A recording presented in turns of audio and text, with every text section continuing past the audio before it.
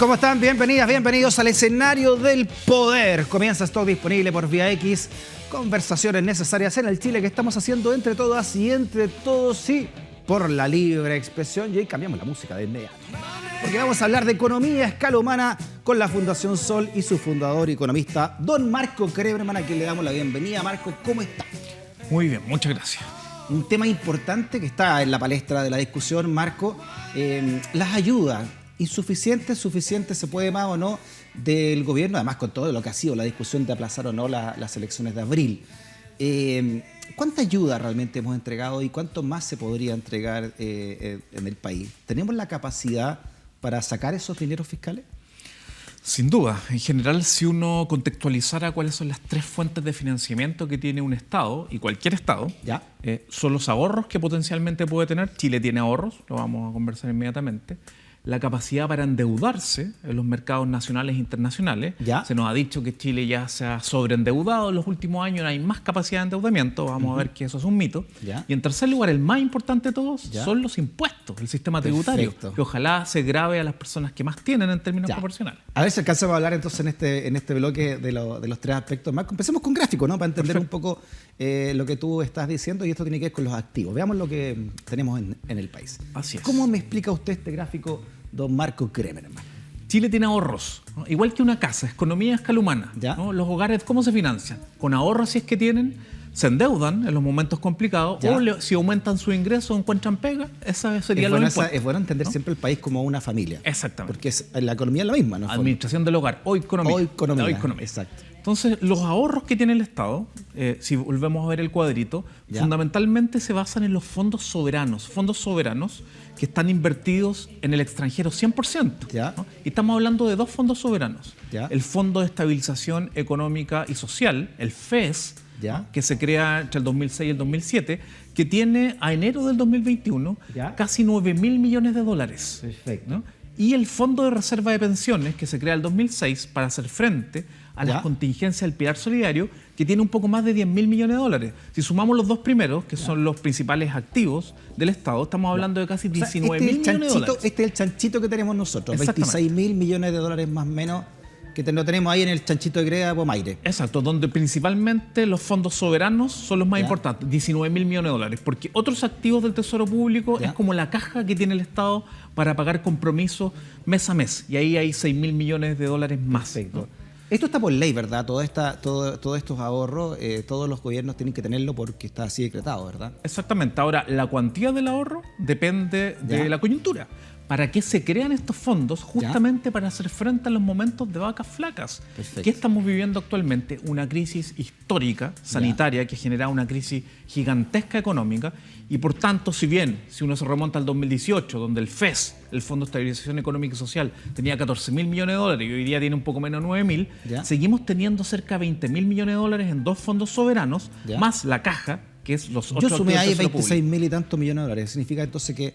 ¿Cuánto se ha ocupado en esta pandemia de esos 26.000 millones de dólares? En esta pandemia, primero, no se puede ocupar todo porque hay unos ¿Ya? fondos como para Pero para funcionamiento hacer un específico. paralelo más o menos... Pero de ¿cuánto? los 20.000 millones disponibles, ¿Ya? ¿no?, más allá de la caja que tenemos en nuestro activo y Tesoro Público, se han ocupado cerca de 4.000 aproximadamente. 4.000 recién, con Entre todas las 4.000 y ayudas que 4.500. se han dado. Exactamente. Entonces, incluso en la crisis anterior, ¿no?, en la crisis subprime que le tocó al gobierno de Bachelet con el ministro de Hacienda Andrés Velasco, retirar una cantidad muy importante del Fondo de Estabilización Económica y Social para hacer frente a la coyuntura. Esto es un momento histórico. Claro. No se trata de gastarse todos los ahorros 100%, Perfecto. pero lamentablemente necesitamos mucho más dinero porque los hogares no pueden vivir con bonos de 100.000 pesos o 50.000 pesos. Porque en estas grandes crisis económicas, ¿verdad? El Estado es el que reactiva la economía.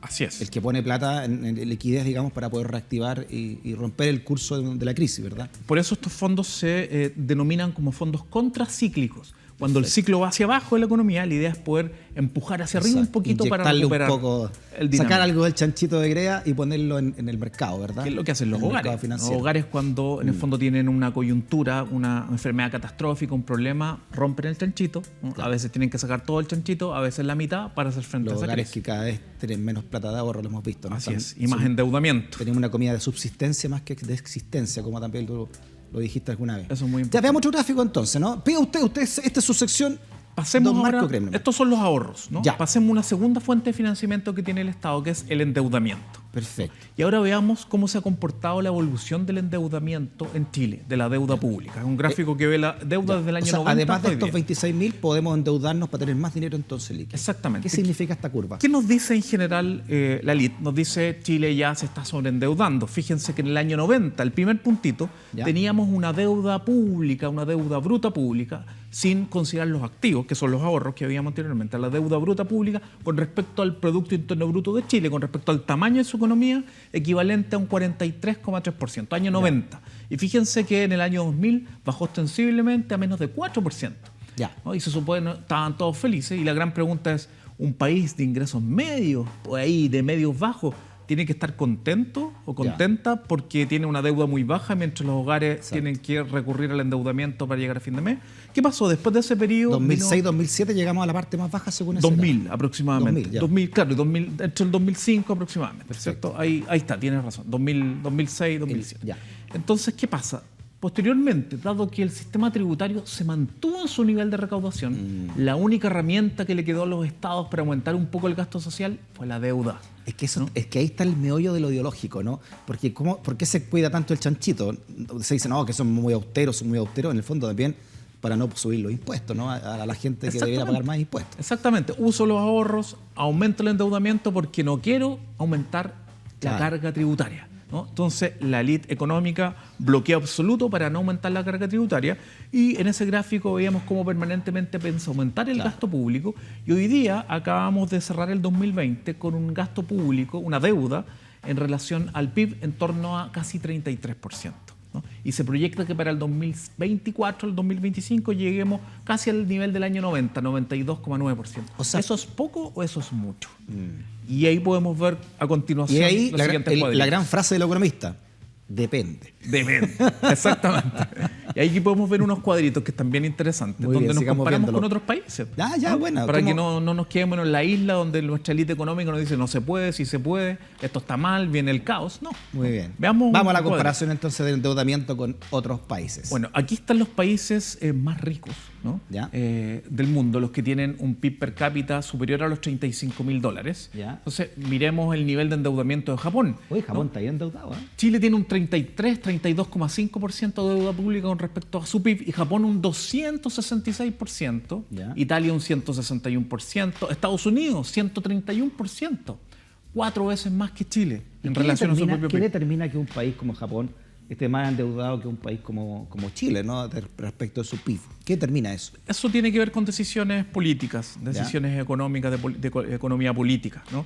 Que tiene que ver con cómo se van financiando sus distintas necesidades. Ya, ¿no? pero bueno estar endeudado 200 veces el PIB. O sea, no, jamás 200%. a esos niveles, pero Ya. fíjense en otros países como Canadá, donde su endeudamiento es 80, 85%, y ya algunos países nórdicos están en torno al 50, 40%. Trayendo esto a la economía a escala humana, ¿no? En las familias chilenas, ¿cuál es el nivel de endeudamiento respecto de su PIB, de su ingreso? A ver, en general, en relación a los ingresos anuales, ¿no? A los ingresos anuales, los hogares chilenos están endeudados en un porcentaje entre 70 y 80% de sus ingresos anuales. ¿No? Es una carga bien importante. Y además, el 75% aproximadamente de los hogares chilenos están endeudados. O sea, recordemos este dato, casi 12 millones de personas endeudadas, de las cuales 4,5 millones aproximadamente están morosas, no puede pagar la deuda que han contraído. Y la pregunta es, en el caso del Estado, ¿qué pasa si nos comparamos con países similares a Chile, que es el siguiente cuadrito? ¿Qué pasa si vemos Uruguay, a Croacia, Polonia, países que tienen un PIB per cápita parecido? Claro. Ya, veámoslo después para que veamos los súper ricos después también. Perfecto. Los impuestos. Estos son los países que son parecidos a Chile. Exacto, tienen un PIB per cápita entre $34.000 y $17.000 ajustado por paridad de compra, dólares comparables. Grecia obviamente está sobreendeudado, 205%. Bueno, hace rato que está en crisis y crece, ¿no? Absolutamente, para qué hablar de Argentina, pero fíjense Croacia, un país que tiene un PIB per cápita parecido a Chile, tiene una deuda de 87,7%. Perfecto. ¿Nosotros dónde estamos aquí? Uruguay. Fíjense, Uruguay casi 70% Chile. y Chile aparece con 32,5, 32,8%. Ya. La pregunta es la siguiente. Países como Croacia y Uruguay tienen más del doble de la deuda que tiene Chile con respecto a su PIB. Y estamos diciendo que Chile no puede endeudarse más, y hasta el propio expresidente del Banco Central, Roberto Saller, hace mucho tiempo atrás, cuando comenzó esta pandemia y el estallido social, por ahí entre medio, decía que Chile podía endeudarse. Uno que es lego en la materia podría decir, Marco, pero oye, pero lo mejor es no endeudarse, lo mejor es gastar lo que uno tiene. Así es. ¿Qué responde frente a eso? El problema es que estamos en una crisis, ¿no? Y lo que uno tiene no es mucho, ¿no? Porque el sistema tributario es un sistema tributario minimalista, que no solo recauda poco, sino que recauda mal, recauda más en los sectores medios y más vulnerables que los más ricos. Por tanto, acá en el corto plazo requerimos mayor capacidad de endeudamiento, más endeudamiento, gastar parte de los ahorros, pero al mismo tiempo impuestos. Tenemos que hacer esa combinación de los tres elementos, pero sin duda lo más importante siempre son los impuestos. El sistema tributario chileno. ¿Cómo es el sistema tributario chileno? Y veamos cuáles son las grandes fortunas, ¿no? del país. Ustedes en la Fundación Sol hicieron un estudio entre los ricos, la diferencia entre rico y súper rico, para que entendamos por qué se quiere pedir un 2,5% por una vez, al menos, ¿no? En pleno de esta pandemia. Un primer dato de contexto. Chile hace más de 15 años lleva recaudando entre 19 y 21% del Producto Interno Bruto del país. ¿Cuál era la ley del sistema capitalista? En la medida que los países crecen y se hacen más ricos, recaudan más. Chile debería estar recaudando como un 30% del PIB y seguimos pegados en 20%. Entonces, ¿qué pasa? Ahí la presión es sobre la deuda, por endeudarse más. Entonces, ¿qué sucede? Que Chile recauda poco y recauda mal. Veamos, por ejemplo, un cuadrito... Cuando Lagos decía, lo importante acá es crecer, lo demás es música. ¿Qué significa eso? Que dice, lo importante aquí en toda la economía es crecer nomás. Eso es, en el fondo, eso es irresponsable desde mi punto de vista. Eso dio pie, desde mi punto de vista, a la revuelta social, ¿no? ¿Por qué? Porque un país, como los que vimos anteriormente en el cuadrito, que entiende que no es importante un modelo de crecimiento ni un modelo de acumulación, sino un modelo de desarrollo, entiende que los hogares tienen que avanzar de la misma medida que el país crece. Por tanto, si el crecimiento lo único que importa y los demás música, ¿qué pasa con la desigualdad? ¿Qué pasa si el país crece pero los hogares tienen que recurrir a un endeudamiento para alimentarse, como en Chile, pagar salud y educación? El país crece pero se queda todo el crecimiento en manos de unos pocos, ¿no? Una pregunta que hacemos siempre: ¿quién crece cuando Chile crece? Por eso es importante hablar, ver este gráfico que viene, para ver cómo está creciendo Chile y quién se está quedando finalmente con esa gran cantidad o a la mayor parte de ese crecimiento, cómo se está concentrando, ¿verdad? Absolutamente. Muy bien, vamos con ese gráfico. A ver, en este cuadrito, que es de un estudio de los investigadores Gino Sturla, ¿no? y el profesor López, de la Universidad de Chile, muestra una estimación de los más ricos y súper ricos en Chile. Perfecto. Ahí dividen dos. Los ricos serían aquellas personas que tienen un patrimonio entre 5 y 100 millones de dólares. Patrimonio, ¿no? Estamos hablando de cerca de 9.000 personas. Y los súper ricos serían quienes tienen un patrimonio superior a 100 millones de dólares y se estima en 263 personas. 100 billones de dólares. 100 millones de dólares. Ojo que esto es lo que se sabe, porque sabemos que los súper ricos meten su dinero de muchas formas en que no pagan impuestos. Paraísos fiscales. Paraísos fiscales, etcétera, etcétera, etcétera. La manera de ilusión que tienen es variada, ¿no? Exactamente. Entonces estamos hablando de 263 personas que en su conjunto tienen un patrimonio de 150.000 millones de dólares. Estamos hablando de que esto equivale al 50% del PIB de Chile de hoy día. Y que tienen un patrimonio promedio de 573 millones de dólares. El impuesto a los súper ricos que se está discutiendo actualmente grava a aquellas personas que tienen un patrimonio superior a 22 millones de dólares.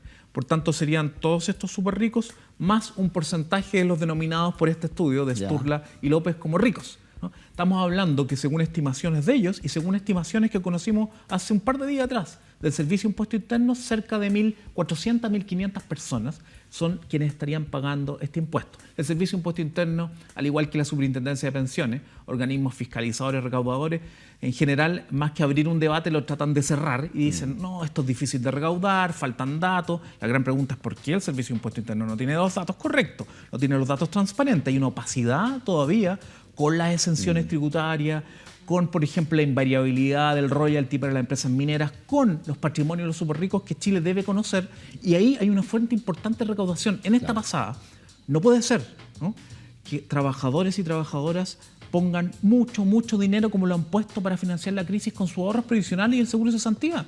Los más ricos, más allá de repartir algunas cajas de alimentos en algún momento, no han hecho su colaboración, no de donación, ¿no?, sino que por justicia. Nuestro sistema tributario no es progresivo, sino que es regresivo, y deben aportar en esta crisis. Bueno, se lo dijo Angela Merkel en una reunión a Alberto Fernández, presidente recién electo en ese momento de Argentina, que aquí en Latinoamérica decía, los ricos nunca han pagado lo que corresponde de impuestos, ¿no? Claro, y no solo no pagan lo que corresponde, sino que tienen una industria contable, financiera y tributaria que justamente está todo el día trabajando para ver cómo pagan menos o no pagan. Oye, le hemos hablado contigo, le hemos hablado con Carlos Trompen, lo hemos hablado también aquí cuando viene Cárcamo con Sergio a hablar también de economía e investigación política, que está hecho todo el sistema financiero para ocultar el dinero, ¿no? Una empresa sobre otra, los fondos de inversiones no se sabe quiénes son, ¿no? Porque no están los nombres finalmente de los que están realmente comprometidos con esos fondos financieros, en fin. ¿Ah? Exactamente. Clonan una empresa con otro, una empresa tiene 3 clones, o sea, está todo hecho, ¿no? El secreto bancario, que también es inviolable muchas veces, ¿no? Cuesta mucho abrir un secreto bancario. Para todo esto, ¿no? Y no se entiende porque uno sabe, la economía a escala humana, la economía es la economía de la leche, del pan, de las manzanas, de los zapatos, de lo que necesito para subsistir. Pero por el lado aparece una economía financiera de la especulación de instrumentos sofisticados, que es la que prima en estos momentos, hace varias décadas ya, a nivel mundial sobre la economía real de la leche, de los zapatos. Entonces, cuando los hogares dicen, yo necesito alimento para llegar a casa, necesito pagar la luz, necesito pagar el gas, el agua, la conectividad, y versus una serie de especulaciones de una industria para proteger la riqueza y hacerla crecer, básicamente esto es inentendible para la economía de los hogares. Por último, entonces, Marco, y teniendo en cuenta la polémica que hay actualmente, ¿no? ¿Cuál es la solución de esto? ¿De dónde se saca? ¿De dónde sacamos este dinero para poder ir en ayuda de la gente que más lo necesita en esta pandemia, ¿no?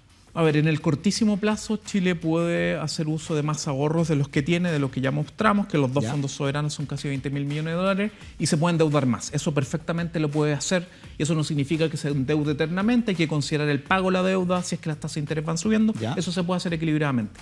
Pero en el corto, más mediano plazo, tenemos que hacer un impuesto transitorio, por ejemplo, para los súper ricos, tenemos que generar un royalty de verdad a las ventas y no las utilidades de las mineras, ¿no? Para que efectivamente se grave el hecho de sacar recursos no renovables, naturales, y tenemos que hacer una reforma tributaria profunda para recaudar más, porque esto no tiene que solo resolver la pandemia, tiene que resolver la crisis política y social que arrastramos del 2019. Tenemos que resolver ambas cosas, ¿no? Oye, lo hablamos también esta semana con el diputado y presidente de la Comisión de Hacienda, Daniel Núñez, ¿no? De por qué se está peleando un royalty, además, en medio de este superciclo del cobre que se está llegando sobre los $4 la libra.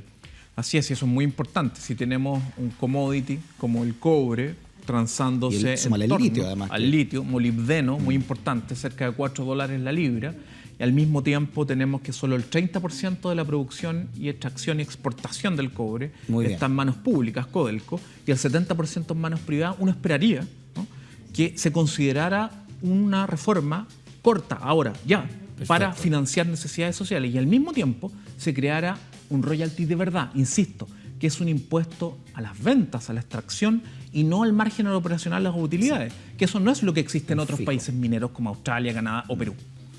Economía a escala humana con don Marco Kremerman de la Fundación Sol. Nuevamente, gracias por venir, Marco, y también saludo grande a la Fundación Sol, ¿no?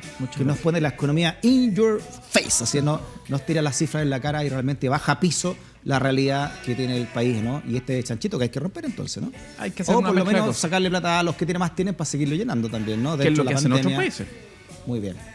Gracias, Marco. Nos vemos. Que esté bien. Igualmente. Ya, tenemos interferencia.cl, periodismo independiente, la maldad de interferencia.cl esta semana, y también Contralorito, viene el ex Contralorito César Leiva para hablarnos también de lo que está ocurriendo en las redes sociales.